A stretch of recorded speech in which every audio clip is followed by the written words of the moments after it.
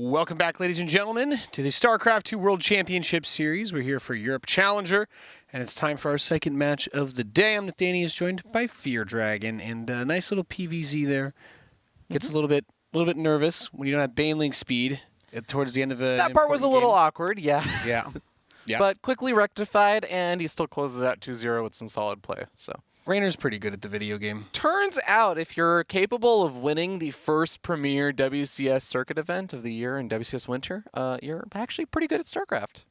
Who would have guessed, ladies and gentlemen? But you know what? We don't have to guess. How weird this next match will be. Because PvP always gets weird. Yeah. Someone always walks away feeling uncomfortable and not wanting to talk to the other person afterwards. Much like a bad breakup, that's what we're about to see between Hellraiser and PtitDrogo. Who do you think is more tilted at the end of this best of it? All right, not the question I was expecting. Drogo seems like he's one of those guys that gets very emotionally invested in the game. Yes. Hellraiser seems a little bit more chill sometimes, so I'm going to say Drogo. But I think this is going to be a pretty interesting match because last year, I remember Hellraiser kind of made a bit more of a name for himself by beating players like Showtime and stuff in PvP. I think that in the past, when I think of good performances from Hellraiser, it is oftentimes off the back of Protoss versus Protoss.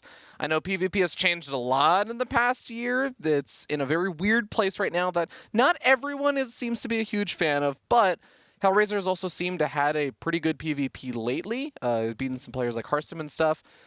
And I think that the last time that they played a few months ago, it was Drogo who won, I believe. But in the past, Hellraiser traditionally has been able to beat PtitDrogo. So I think this should be a pretty fun match. Drogo's looking pretty handsome in his picture. I'm not going to lie. Look at that shirt from Drogo, though. Wow. Yeah, well, he's just cool. He's just chill. Well, Well, it's like one of those random, But he might have won. He might have won the 10th annual surf contest, Nate. It's like going to an Aeropastel and getting like Gotham City Gym or something, man. It's just random. Wait, you don't go to Gotham City Gym? It's just all random stuff. We're loaded in to our second series of the day. You're watching the World Championship Series. In the top left, we have the red Protoss player. He is Hellraiser.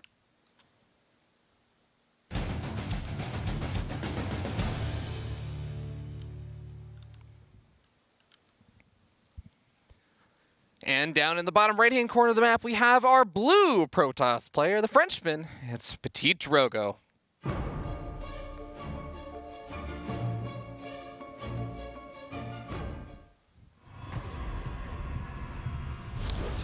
All right, Nate. So, what do you find so strange about PvP? Explain the community sentiment. I feel like the last 6 or 7 PvPs that I've watched, I've seen like people proxying like everything. Like there's always a proxy Stargate or a proxy Robo. Speaking of which, this probe. Yeah, like it just kind of people just hide stuff. You know what? Hellraiser's doing a weird build though. Didn't Hellraiser do something? Well, hasn't he?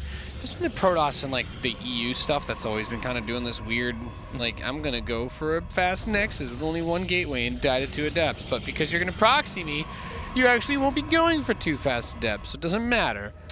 So I like that PtitDrogo. He sends out the probe for the proxy that's going to be throwing up that pylon and getting something up right around the time Cybercore finishes, but he is also sending out a probe scout across the map, so he's going to see the Nexus, actually, before he throws up any proxies.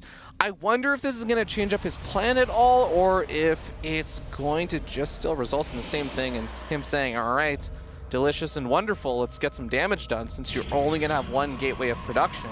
His Stargate might be able to do a little bit more, depending on what Hellraiser decides to make. Needs to be careful with what goes down in the natural in terms of whether those adepts ever show up. But if he continuously just builds stalkers off that 1 gateway, he can have enough to deal with an adept, or excuse me, with an oracle. This doesn't apply if he walks his stalker across the map and dies to the oracle, of course. Okay, so Hellraiser lets the pylon finish, which is going to block the natural. Oh, Drogo is going to pull back. He doesn't. Is he going to send out the shade and wait for some of the next set of adepts? No, he's actually going to take out this pylon.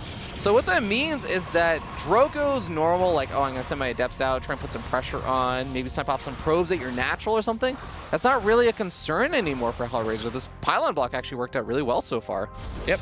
Now he's going to get shield batteries. So we have the Oracle about to finish up, but Hellraiser has been building Stalkers out of his single gateway. So he's going to have 3. Warp-Gate's almost done. He can get the 4th one very quickly.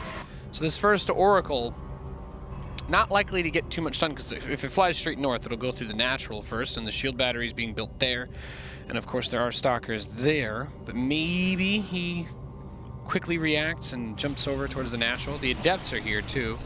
Yeah, remember that Hellraiser also has a worker advantage right now, so he can afford to lose a few workers and he will still be up. And with a faster Nexus as natural, that also means he has double worker production on top of that. So here come the Adepts into the natural. There's no more units, or all the Stalkers pulled up to the main base, so they're not actually dealing with those Adepts anymore.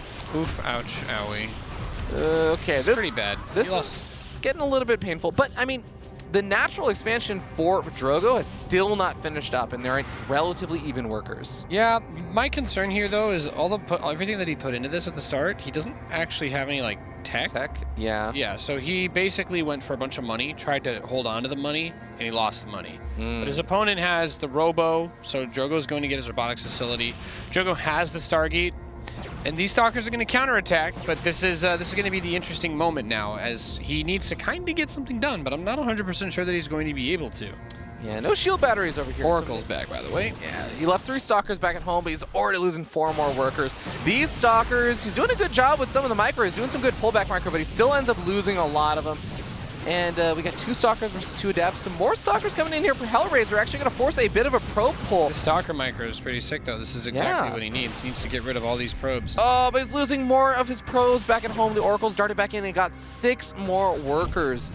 So, yes, this is good damage here for Hellraiser. He needs to do just a little bit more, though, because like you said, there's still no tech behind this. Life's not fair, Fear Dragon. In regards to what? It's not fair. I just wanted to play a macro game. My opponent had to attack through the Oracles, not to counterattack him. No shield battery here really helps, though, for Hellraiser making his assault. And he did get those 2 Adepts. 4 Stalkers versus 3 right now, with 3 more Stalkers coming in here for Hellraiser. This is getting really dangerous for Drogo, but here comes Big Daddy Immortal, going to be able to push these Stalkers back. And 1 Adept shaded into the main base, so he's getting a few probe kills. Got 3 probes there. Oh boy. The Oracles burned through all of their energy in his mineral line, though. Yeah. At the end of the day, it ends up being still very similar, but it's mostly just been dumping more chrono boosts into probes for Hellraiser.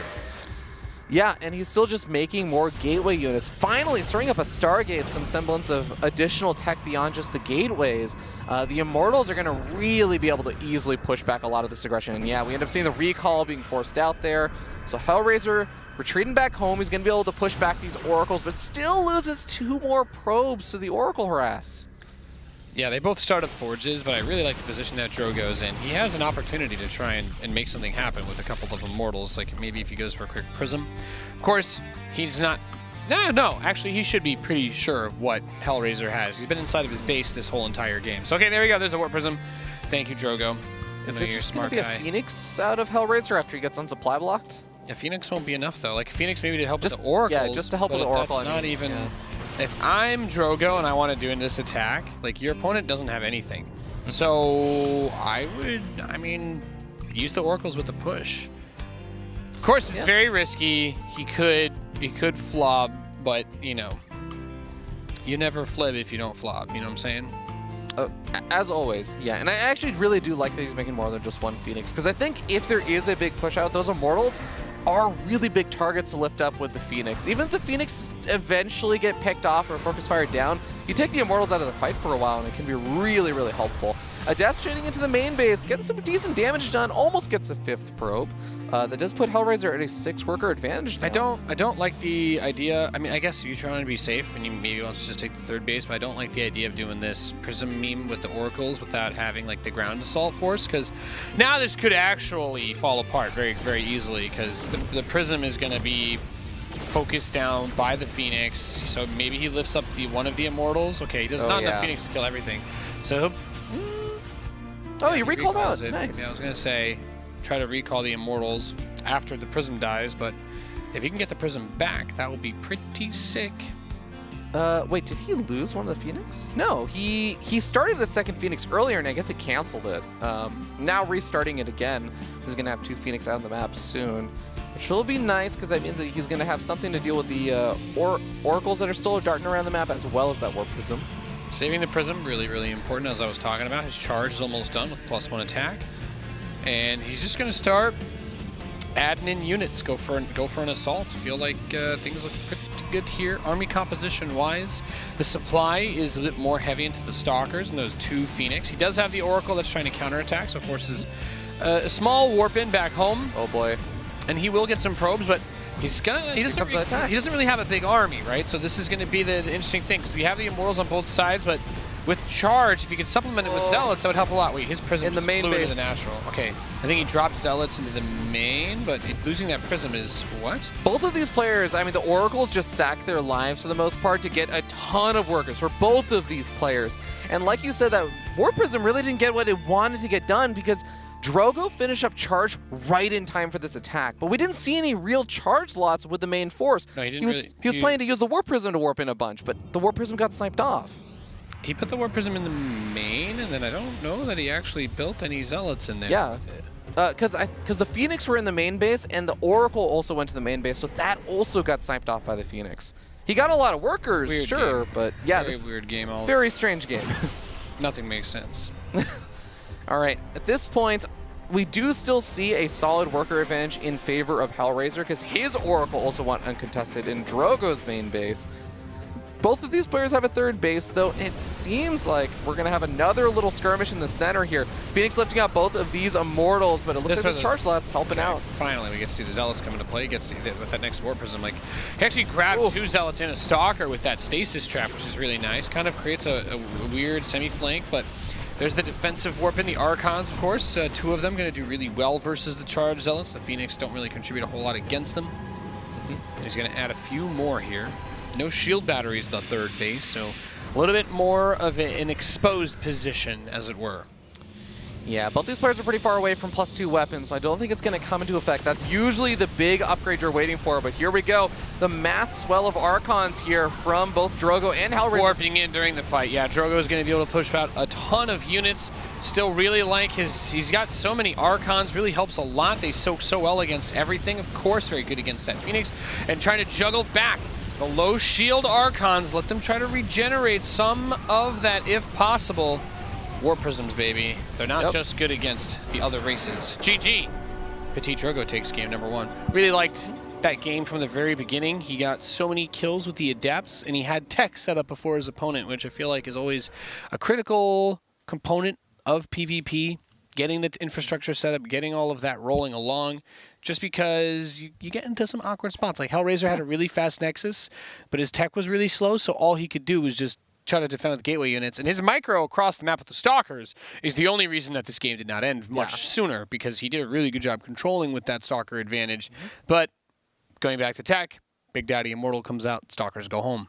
Yeah, it really did seem like Hellraiser was really close to maybe being able to break Drogo a little bit further there. If you get an overwhelming number of units, the Immortal by itself, even if it's versus like 5 Stalkers, you kind of want to at least have some backup there. So Hellraiser got really close, and I really liked the gateway aggression he was doing there. But yeah, I think it is always really tough to kind of make those one gate next fast expand builds work when your opponent's pumping out a bunch of Oracles and stuff, and it's getting all these really, really nice pickoffs. Drogo did a great job keeping those Oracles alive for such a long time.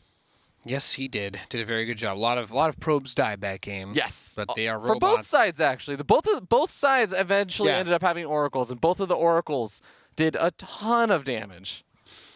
A lot of workers died. A lot of soulless robots. Is that a sad thing for you as a Terran player, or are you just happy to see probes die? No, it was just a kind of commenting on the way that game was played out. It wasn't really about the big armies. I think by the time we got to the big fight, when you've got a lead of several Archons and you've already got your Mortals, and you can kind of like when both players start spamming Zealots at each other, the Archons become the most important thing, because that splash damage and just the plus biological damage that they do ends up really meaning a lot. Yeah. So. Actually, even just speaking of the charge lots, it was like 4 Archons versus 1. Yeah, in the final fight, that was a big deal. But even if you imagine if the Warp Prism had with that big attack that Drogo did to Hellraiser, if he had been able to get off that big warp in of Zealots, I don't know what either happened in the there. main base or the natural, I think he probably would have won just there. I think that Drogo was already in a pretty decent position going into that big attack or into that first fight. Things went really, really well there by sniping off the Warp Prism for Hellraiser, so he kept the game going for a little bit longer, but Drogo seemed like he was looking a little bit stronger, so I'm interested to see how Thunderbird goes for game number 2. Yep, I wonder what happened with that Prism. You talk about it like the Orc one in there. The Phoenix obviously got it, but I'm like, did he have Zealots in there that we didn't see? Because he got some probe kills, but it looked like they were off the back of the Oracle. I didn't see any ground units in the main base for Hellraiser to defend, so it seemed like Drogo was maybe just a little bit sloppy with his Prism. I didn't really see what happened except he came out towards the natural with like 10 health and then it died. I only caught a little bit of it, but I think what happened was the Oracle went ham on the mineral line, and the Phoenix were just killing off the Warp Prism that was getting set up. So while the Warp Prism was like setting up and about to start warping in, the Oracle was just killing everything else. So then the Warp Prism dies before the warp in finishes, and then the Phoenix goes after the Oracle. I think it was like that he didn't just add Zealots to the front, but I guess if he was able to get a couple in the main, he would have killed a lot more probes. So both of those options make a lot of sense. I just thought that Drogo had plenty to kill his opponent with, and looked really good. Wow, really good that game. So let's see what happens in game number 2. We're going to Thunderbird. Yeah, I just realized that Hellraiser's portrait in game is actually the one you get for playing StarCraft Master, which is an awesome arcade map that came out in Wings of Liberty that I don't think has been updated for a while, but no, it's a really fun map if you ever get a chance. Some of the mechanics may not make sense anymore. It's like playing the Wings of Liberty challenge missions. It's a relic from days gone by. But it's still pretty fun. Hellions with 6 range, ghosts with snipe that didn't have a delay and actually did damage. The good old days. I actually recently replayed it. I think it still holds up. It still holds up pretty well as a fun map. Some of the stuff still works. You have to make sure that you don't play it offline. My favorite was there was a specific one which was charge up your Void Ray on the destructible rocks, because for those who don't know, Void Rays now have the prismatic alignment ability, but he used to have it so that in order to quote unquote prismatically align, you'd have to attack a single unit for I think it was like 5 or 6 seconds straight. It leveled up after 4 seconds, and then it leveled up again, I think, after like 7 or 8 seconds. But then for a while, they also had it on a balance patch, so it was just 2 levels. It was like then off and on. Yeah. So then eventually it was just charged for like 6 seconds, and it got to the last one. That was weird. Having rocks by your main base used to be a critical component of it. And of course, that wasn't really a viable thing to keep anymore, especially when the competitive rule set for StarCraft maps added in rocks at every base. Like theoretically, right? If you Void Ray Island, you could do that. The destructible rocks, The destructible rocks. At the bottom of the very ramp. You could do want to note really quickly about this game that we do still have Hellraiser going for that 1 gate expansion though. So he is actually going to die swearing by this kind of style and making this work. Whereas Drogo's doing what I would say more typical for a lot of the Protoss players these days to do, which is going for the proxy. It's kind of like watching an NA special, right? It's a guy that's just doing a build that you wouldn't necessarily say is common or, you know, debatable on how good it can be, depending on what the opponent does, but they kind of fall on their sword, so to speak, sticking to their guns on that build. Okay. So we'll see what ends up happening with that Twilight. Why not just leverage the production difference, and just attack him, like hide blink or something so the probe scout doesn't see it? I don't know. Go for a 1. Yeah, I actually, just because Hellraiser seems to also go for this pylon block, if you go for a 1 gate or a 1 base attack, your opponent really is not going to actually have a whole lot on their side of the map, because they've invested an extra 100 resources over here, and they also didn't get up the extra gateway and everything, so... All right, well, it's going to be the Dark Shrine, since he didn't end up researching anything for that Twilight Council. I like it, though. Starts up. The tech came in stupidly. Very late. Very, very late. And that will probably not be the case this game, only because he's not going to be dealing with a fast Oracle in his main, or the 2 Adepts. Although the 2 Adepts are certainly... they can certainly get something done. He's going to start shading them. 4 of them going across the map while he takes his expand. Yeah, remember that in the last game, this similar kind of attack came out, but it was also with the Oracles joining the fray, and he was able to actually get some pretty okay damage done. But over here, we actually see that Hellraiser setting up a proxy pylon. This is bad though, because he's got even if it's a robo, like he could recall an observer, but if he puts anything there other than a robotics facility, That's an appropriate name. Rip. Okay, well there's the block, but he's still going to be able to deny mining over here from the natural. Even just working away at the shield battery, I actually really like. Okay, he's building a robo in his main. Okay. Now this still can work depending on where that pylon is. Uh-oh. Uh-oh, Really? that's actually really bad. Yeah, he's gonna get up and. Oh no, there's actually, okay, he's 6 stalkers. lost. That's fine, that's fine. Might be able Well, to stop him. first DTs are coming, and he's getting some probes across the map with his adepts. Yeah, just sentries over here. Sentries really don't do a lot of damage. He attacked 2 of the sentries as well, so that means that he could have killed even more. The Adept's working away at one of the pylons and also shading into the main base, just trying to distract Hellraiser a little bit. Here comes that first DT, and oh, if that DT, if it gets on top of the robo, no, it looks like the Observer does get started first, and there's only Well, one he DT. can actually, there's only one pylon. So but he might just go for probes instead, Yeah, I guess. it's a safer play, I think. Yeah. Okay, Wow, there's the that's a right stalker there too. Yeah, he hits 2 of the stalkers. So That was really underwhelming. That sucked. keeps the second DT alive, can make Archons a little bit later on. Drogo's in trouble. He doesn't have a whole lot. He has his robo at home, which is nice, so he can get a. He starts an immortal, cancels it, starts a prism, cancels it, starts an immortal again. So he's quite unsure as to what he wants to do here. But his the DT play did not really get him a whole lot of anything. Yeah, the 3 workers is really not that much. Resonating glaives? From the Proxy Twilight Council, yeah. So, I know this is like sort of becoming more of a thing again in PvP where people remembered that, yes, if you have a lot of adepts with resonating glaives, you can actually beat in like the mid-game large numbers of stalkers because you just shade onto the stalkers and you actually do pretty well in those fights. Ooh, that's actually a really nice force field. Traps in those adepts, gets a kill. Okay, so I imagine this is just going to be a really big mid-game attack, but Hellraiser is actually the one that's going to be moving out with a Warp Prism, loads up a few units in there, just actually stalkers in this, and going to see what damage it can get done. Drogo about to find the pylon. Go right underneath it. 5 gateways being added. Now he's getting the prism out. So he's got his own 2 immortals, but these 4. Oh yeah, you do not unload there. Nah, it's not doing nothing.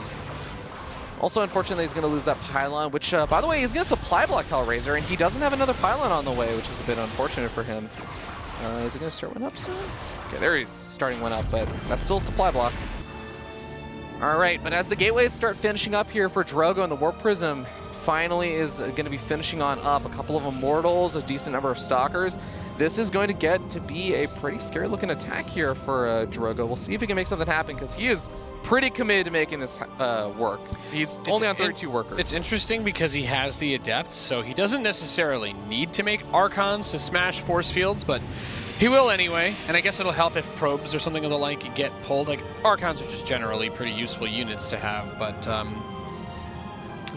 he can shade through, so yeah, he can kind of take the fight on his own terms. It's going to come down a lot, of course, to trying to juggle the Immortals with the Warp Prism. But let's see what he can do. He does have 1 sentry. Oh, that's a lot of shield batteries. 4 batteries is going to do a lot to defend. There's a cannon being added somewhere as well, maybe in the main. Okay, he's going to let that shade finish so he can take out the pylon. 3 Adepts do manage to make their way in, but the rest of the Adepts are going to end up dying. He's not even sending those Adepts into the middle line because there's a Photon Cannon and 2 Stalkers with 2 more being warped in. Hellraiser defended this pretty much perfectly.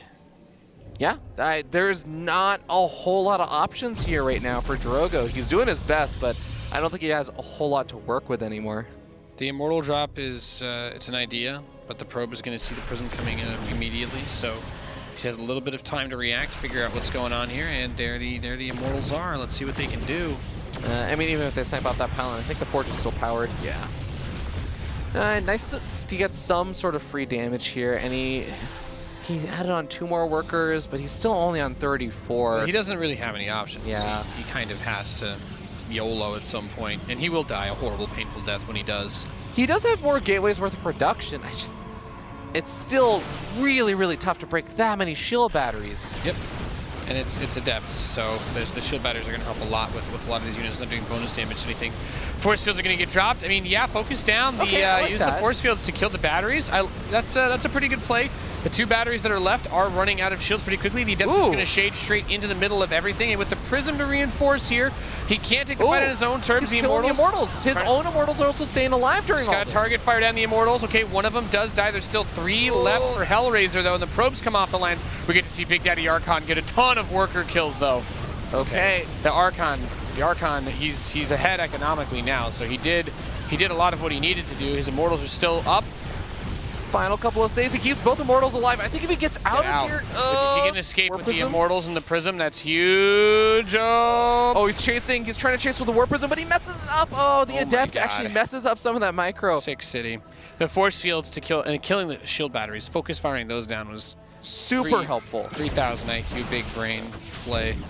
Oh, that was awkward. Hellraiser focused for one of his own probes for a second, but does get that Observer for Drogo. But Drogo did so much economic damage that he is up in workers now. He is down in Immortals by a little bit, but he has 7 gateways worth of production, so he can remake a lot of Adepts without a lot of gas income, and maybe bounce this game back. Yeah, I like it. Nothing that I don't like about this anymore. I think Adepts still fall off as the game goes by, but they attack fast, and I guess with the ability to shade and jump on top of them, since he didn't have Archons, was really nice. But Hellraiser's Templar Archives is about to complete, so a couple of Archons are going to have a field day against these Adepts with that splash damage. If he takes one bad engagement, he needs to be really careful, really on top of everything here. Yeah, War Prism just dodged out of the way of the entire army, and with 2 of the Immortals inside, it could actually do some really nice damage, depending on where those pylons are, what they're powering. He's going to force a recall. This is really nice. You were talking about there is... Oh, he doesn't actually recall everything, just recalls a few Adepts. Yeah, it'll be enough to push this back. Oh, wow, okay, so he sees the recall on that Prism, which is really nice, because he needs the Immortals to defend. So he basically just keeps 5 of the Adepts out of that fight, but he did replace the shield batteries. Yeah, there's 2 Archons here as well. I think this is an unwise decision to try and YOLO onto this. I like that Hellraiser's also postured to defend the shield batteries this time after how that last fight went. He's not just keeping his units on the south side. Don't cuddle up to the ramp. Yeah. Especially since he has the charge lots and the Archons in the mix now. You don't just want to be engaging at a choke point with that kind of army. No, you do not. He's got a lot of Adepts. He's going to throw the Shades. Trying to get through the ramp. Unfortunately, not able to do that. We see the Archons. They really are quite strong against the Adepts, but he's just going to keep warping in and trying to fight this head-to-head. Can he crack him? Army supply very close, 43 to 42. And now the shield batteries are running out of energy. 2 of them in the back still have a little bit of juice left in them. It's 3 Immortals on the side of Drogo, but the rest of the supporting units are going down, and the Archons are still alive. GG, Hellraiser ties things up. Well done by Hellraiser. I do actually want to hand it to Drogo. I felt like he got into a situation that a lot of people would look at and be like, okay, Drogo's dead, right? But he made a game out of that. He really did make that actually look pretty close. Be able to kill so many of those workers with an Archon that when the workers got pulled and everything. Hellraiser did get taken kind of the edge there. But still, being able to tie up the series 1-1, we're going to go to a game 3 and see if Hellraiser can get hopefully a little bit of a cleaner victory there if he is able to lock one down. It's a weird game. Yeah. Proxy Dark Shrine against the 1-gate expand, and the robotics facility was about as perfectly timed as it could have been. He only lost 3 probes. Good stalker hold position micro.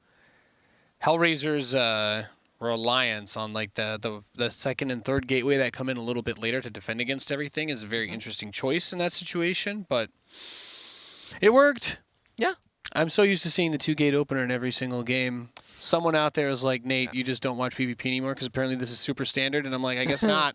I guess not, because I'm used to, whenever I tune into PvP craft over in Korea, it's 2 gateways and proxies on both sides. A lot of proxies in Korea right now, yeah. It's still like, you know, the 2 Adepts will come out because the ability to punish a player who doesn't have their tech in their home is very real as well.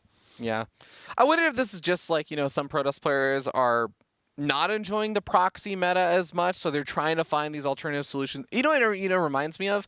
Back in like the days of Tal'Darim Altar and PvP for Wings of Liberty and stuff, you'd have like every single Protoss player would be 4-gating every single game. But then you'd have those random Protoss players like Huck or something who's like, no, I'm tired of the 4-gate era. I'm going to go 3-gate Robo. And he'd try and make these 3-gate Huck went to 5 gates and then 8. Okay, he would also do that. But I think there was also a period of time where you'd see like a lot of these Protoss players being like, I'm going to try some other stuff. 3-gate robo exists for that. They would still lose a lot of the time. Like, it actually didn't really pan out in the long Remember term. back then, Immortals had less range than Stalkers? People forget stuff like that. Yeah, 5 range. The Immortal only got 6 range because of that one base Marine tank Banshee all-in. The 1-1-1. Oh, God. Every Terran player used to do. Please don't bring up horrible memories like that. Back when maps were the size of this desk, and your base was right there, and mine was right here. These monitors are actually just the location of the relative base distance. This is where we fight for a shared natural. This was the tasteless banana hallways where we come around the back to stand here and talk. I am thankful that we have really good maps and wonderful map makers these days.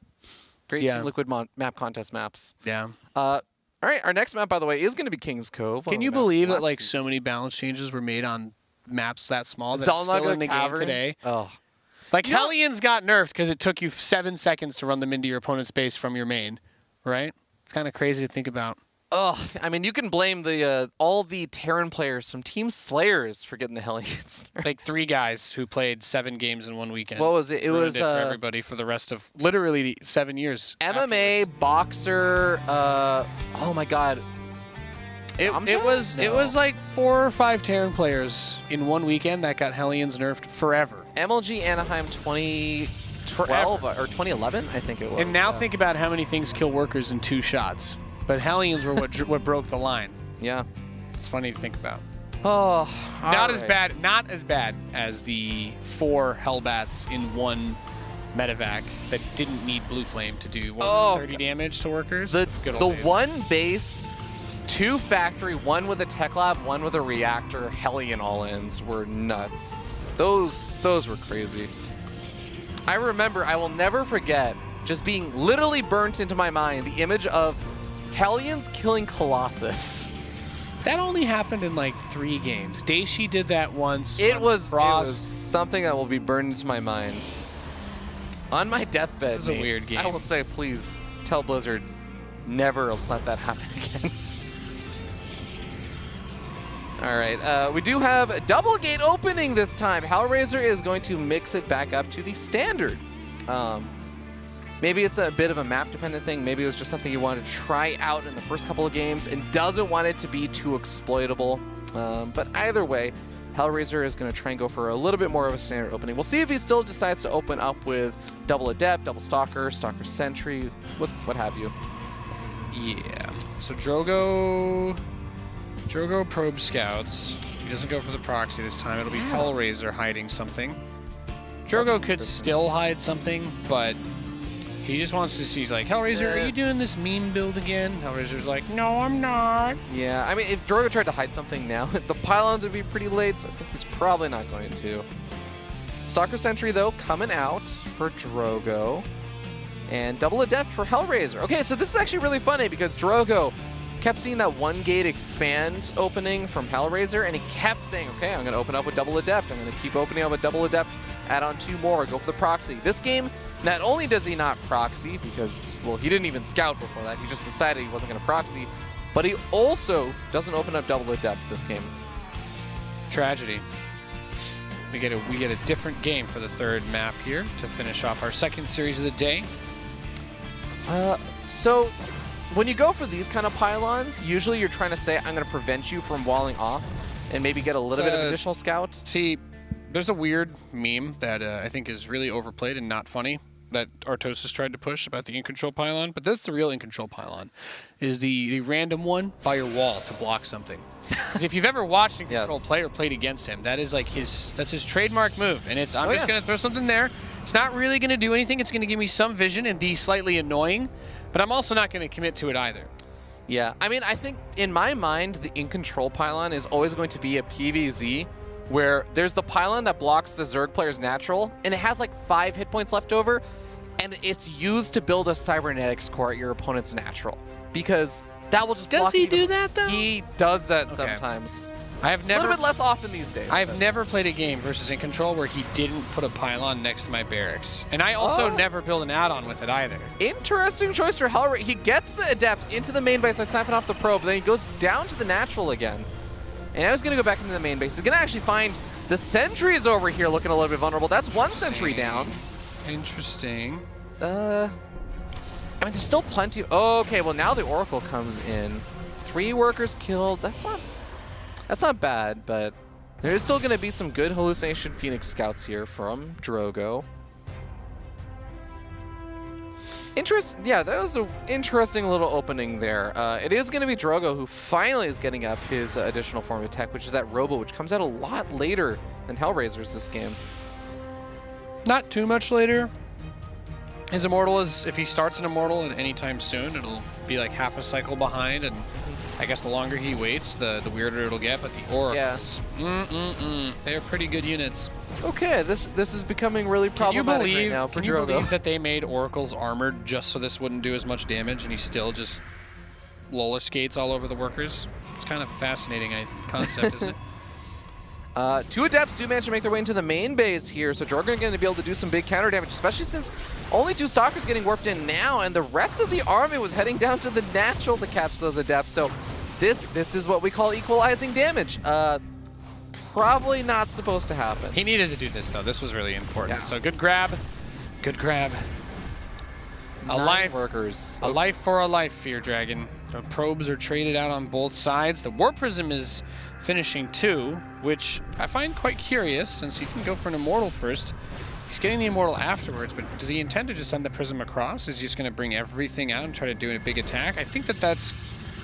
He killed one of the Oracles, so it could work since one Oracle does not melt a mineral line if there's shield batteries there. He needs a lot of energy to do that. To be fair, even if you do get the... I mean, I think, yeah, you can get the Immortal first. But the War Prism is also useful on the defense, right? You can use it to, like, pick up a lot of units. Kind of I think so. Yeah. Kind of is. Revelation gets thrown down, finds the Immortal there. We got both these players. I think the Prism's going to try to get 2 Adepts into the main. Makes a lot of sense. Is there much there? No, there's nothing in the main base at all. He has a probe by the ramp because he's expecting Adepts to maybe try to shade in. But this is nice, too, because he can throw the shades toward the natural, okay, and that's what he will do. He could also throw the shades back towards the Prism to make the exit a little bit easier, but... Getting himself a lot of probe kills. 5+. Might as well sack him at this point. Just keep killing probes. He's gotten so much damage done. This is disgusting, as Johan Merlo would say. Okay, War Prism's not actually leaving right now, and now it's heading out. Double Forge? What? Are we trying to... Okay. Is he gonna... Cancels it. Smart boy. Thank you. Okay. I was gonna say, Drogo, I love you, but doing weird stuff because you just killed a bunch of probes, the game's not over yet. All right, we got a few of those Oracles heading on in to the natural expansion. Gonna go for some more probe. I mean, this is just such a probe-unfriendly game. We've had a total of 18 workers killed. Well, that's the nature of the aggressive meta in general. Yeah. Right? It's like basically every matchup right now is just everyone suiciding workers onto each other. I think he accidentally hallucinated a bunch of Phoenix. I was going to say... Is he for a Revelation, or is he just going to follow it? His Adepts should have gotten all the scouting information that he needs. I guess the Phoenix maybe want to find the Prism, which is... Yeah, both of these guys have found each other's prisms. They're just keeping an eye on it. It's like, okay, no more worker losses. Oh my god, losing an Oracle like this. Good. Well, that's a bit tough, especially since Drogo knows where the War Prism is, and it's nowhere near his base. It's up in the top right-hand corner of the map, so Drogo, start to move out. This is not always the easiest thing to be able to just do, is quickly move out across the map and not worry about a counterattack. What do you think a hallucinated attack feels like? Because there's an impact animation and everything. Do you feel like it's like just a brief rush of wind? If you've ever played like a VR game or something, and you do like that flinch where you feel like something's gonna happen, but it doesn't. Actually? Yeah, okay. I think so. It's like a VR. I like that. That's yeah, like the shields pop up, and it's like, oh no, prepare for the attack, and nothing actually happens. Oh, step off of the War Prism is really, really big. Did you get those hallucinations up to striking Viper's X level? I think next. 6 gateways being added. Charge is almost done for Hellraiser, so he's kind of reaching that next stage of PvP we always talk about. Charge Zealot's very good. Drogo, he's going for the 3rd, but it's a little nerve-wracking because he's got his Twilight Council, but if I'm not blind, I'm pretty sure he's not even started Charge. No, he hasn't. So his Zealots are going to be, they're very slow. They're not full-on Chad lots yet. So he's got to play very defensively and be a bit cautious, as it were. Yeah, I think he's got a little bit of time. It doesn't seem like either of these players are looking to really go for a big move out for a little bit. As both of them getting up their third bases, and we're getting into kind of like a mid-game, late-game-ish PvP, which is... We'll see if it gets to the really actual true late game of PvP, which I really also... I enjoy just because I don't get to see it very often, and it gets a little bit crazy, and I think that different players have different perspectives on whether you should be going for like a lot of adding on these Tempests, or actually is our carriers really good in late game PvP? They You lost me. You lost me, Fear Dragon. This game's going to end on Zealot Immortal Archon, as all PvPs are destined to. It's going to be +2 finishing. Someone will chrono. Someone will rush to +3 attack and go for the push. +3 weapons? Someone Are there major benefits will. for +3 someone weapons? will. You know, Zealots attack really fast. He still hasn't gotten charged. Did he forget to get charged? Because he's going to lose this game 100% if he fights without charge. That might be a little bit of a problem. Even if he has, you don't get this many Zealots without several more to get charged. Even if he has several more Zealots than his opponent without charge. Like, I don't know if I'm watching Boss Team. I'm like, well, who goes for the free of charge build? You know what I'm saying? Like, the free of charge. Yeah. Someone's like, oh yeah, I win the game for free, right? Because it's anyway. No, this is okay. He realizes it now. Yes. He moves his Zealots and he's like, whoa, you guys are. Why are you guys moving so slow? Get back on the track, okay? Proto boosts that bad boy out. I like that he adds on the Dark Shrine. I think this is just... And they both go for +3 attack, so that means that the fighting will wait until both of those upgrades are pretty much done. I do like the Dark Shrine. There's always a lot of value and utility to being able to have that. Naturally, when you do something, you think about it, and when you think about it, you worry about the consequence if your opponent does it, and that's why we're having even a Photon Cannon being added to help batten down the hatches, as it were, for Drogo. He's putting it in a spot that can kind of cut off the top part of where a Prism might try to go into his main base over the third. Very important. If you see that your opponent has no charge this late in the game, you're probably like, But it really just comes down to the spread, the Archon splash, and which units the Zealots can get onto. You know what my favorite thing about this PvP is? If we take a look at the units lost, it's been a lot of probes, of course, a decent number of adepts, and then just a sentry and oracle, some oracles, and like a war prism. Those are all just like workers and some harassment units. We really haven't actually seen any really big engagements just yet. They're both just going to get maxed out at +3 weapons and go for a big assault on the other one. Yeah, we have 29 Zealots on the field for Hellraiser. So it's good to have some Zealots, but when we get into these kinds of games and you have this number of Archons with +3 weapons, having too many Zealots can be a problem. It goes back to the engagement field. If you push into the third with this many Zealots, you're completely right, Fear Dragon. He's gonna get choked up really hard, and the number advantage won't be as big. But look at this Oracle tag. He would love to fight him in the open field. These 34 Zealots are gonna wrap around him like a warm blanket on Christmas Eve, okay? Yeah. But not in the fun way. This DT's going to the main. Nice. Get the cannon. He does get the Photon Cannon, so he's going to have a little bit of an awkward time. He's kind of boosting out another Observer. Yeah, nice micro from Hellraiser, by the way. He almost been able to get all those probes. Right? He almost held position his probes perfectly to keep that cannon alive, just long enough to kill the DT, but barely missed it. This is actually turning out to be a lot of damage.